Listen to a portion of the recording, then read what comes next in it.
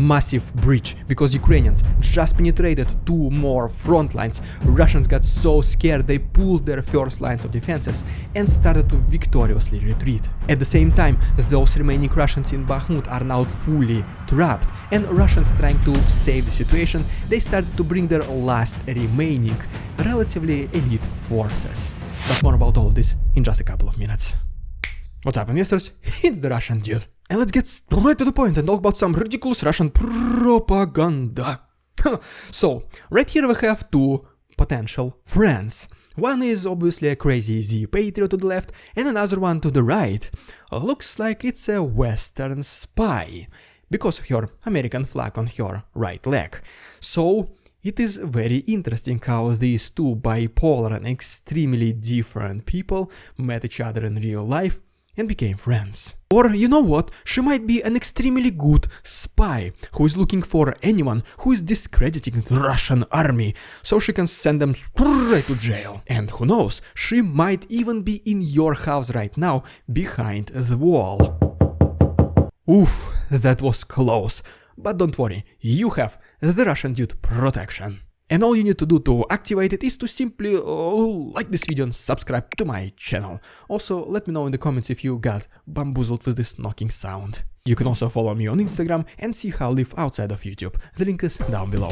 But okay, now let's quickly discuss 3 things about the military support Ukraine, and then we'll go to the east of Ukraine and then to the south. And first of all, Ukrainian military released these new photos of their brand new drones, which are turret drones, kamikaze drones, electronic warfare and radar drones, and even probably reconnaissance drones with these extremely big wheels. And even though Ukrainians they accelerate the production of military-related equipment, they still receive support from the West, such as for example their long-time partner, the United States of America, which recently pledged another $250 million military support package to Ukraine. And this one will be mainly focused on demining equipment, artillery, air defense and HIMARS missiles, and also javelins.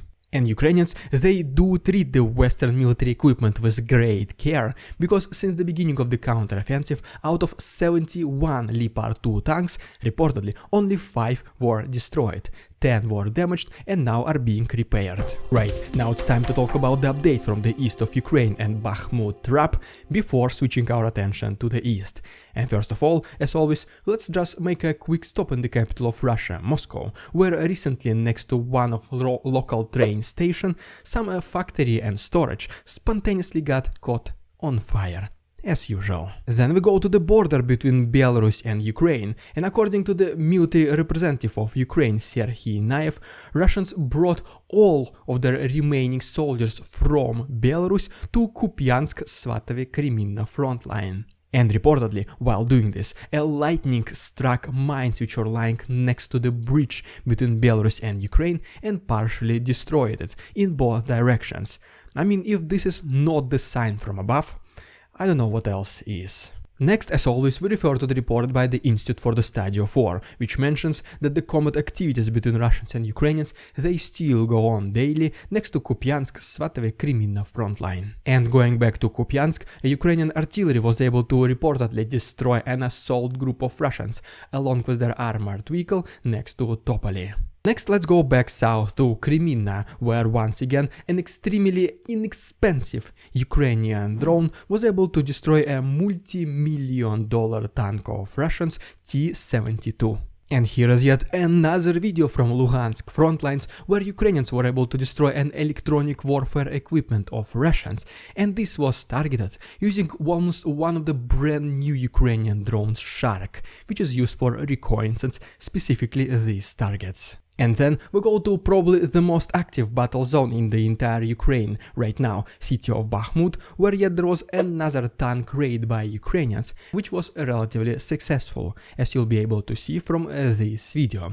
Unfortunately, that's all I can show you on YouTube, without once again my video being taken down, but if you want to see the full version, along with hundreds of other uncensored combat footage every single week, they'll be available on my Patreon. The link is down below. There is still 1 week of free access. To the south of Bakhmut lies another extremely important city, Klishchiivka, where last night Russian assault group tried to regain their lost positions, but they were successfully repelled by Ukrainians. And basically, as you can see right now, according to Anna Malyar, those remaining Russians in Bakhmut are now finally trapped. They cannot advance forward, they cannot even retreat because they're under constant artillery fire by Ukrainians. The entire city is fully visible for Ukrainians, and they are advancing slowly but surely both from the north and from the south of the city, leaving those remaining Russians to be in Bakhmut cauldron. We also even have this video of a Ukrainian sniper working at night, also allegedly from eastern front lines, so as you can see, even at night, Russians are not safe. And ultimately, in addition to that, Ukrainians were also able to recapture some land to the north of Krasnohorivka, as you can see from this map. Right, and now as promised, let's go to the south of Ukraine, and soon we'll talk about the massive breach of Russian defenses. And first of all, according to Ukrainian sources, they were able to destroy an assault group of Russians located in Kozachyi Lairi.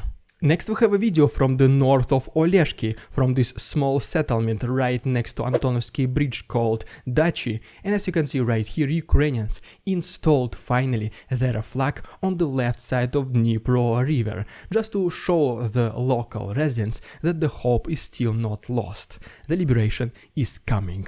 And even this map shows us that the contested territory on the left side of Kherson now became at least twice bigger. Here is yet another video of Ukrainians destroying even more electronic warfare equipment of Russians Lear 2 along the southern front lines. And as we move to Zaporozhye front lines, here is a video of Ukrainians destroying a self-propelled artillery system of Russians, Msta-S, but apparently after inspection the Russian military equipment was able to withstand this attack, so it will be repaired and most likely will be back on the front line. But wait, there is more, because yet another Russian collaborator and infiltrator received a first-person view drone surprise through his window. This became pretty new and favorite tactic by Ukrainians to target specifically those traitors. Okay, and now it's time to talk about this massive breach which happened along the Zaporozhye front lines recently. But first of all, let's refer once again to the report by the Institute for the Study of War, which now also confirms that Ukrainians were able to liberate Robotyne, Russians are panicking, they don't know what to do, and the first thing that came to their mind is to bring even more forces to the south, but this one looks like it is one of the last remaining ones, relatively elite forces, literally. As we go to the hottest spot in the south, Robotyne, Ukrainians, believe it or not, were able to destroy another electronic military warfare equipment of Russians located to the north of Tarasivka. And speaking about Robotyne itself, according to the General Staff of Ukraine, yes, this city is now liberated, but now Ukrainians started expanding their liberation towards Verbove, and they already have relative success, which is not yet confirmed by this map, but don't worry, because Verbove is the place where Russian lines of defenses number 1 and 2, they kinda meet together, which basically means Ukrainians are approaching already the second line of defense.